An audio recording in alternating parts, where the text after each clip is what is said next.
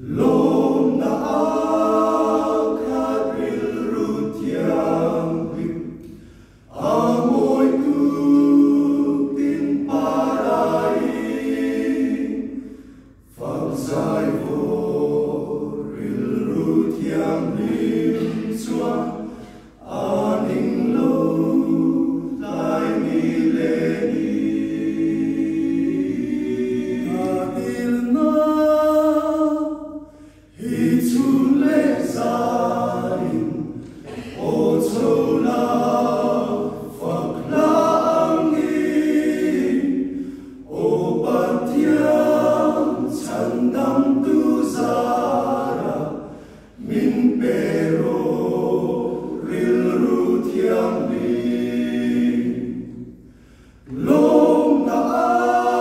akatril rutiang lim amoy tutin parai fagsai voril rutiang lim chuan aning lo tlai ni leni khovel sum tin reng le lung lu kalilo.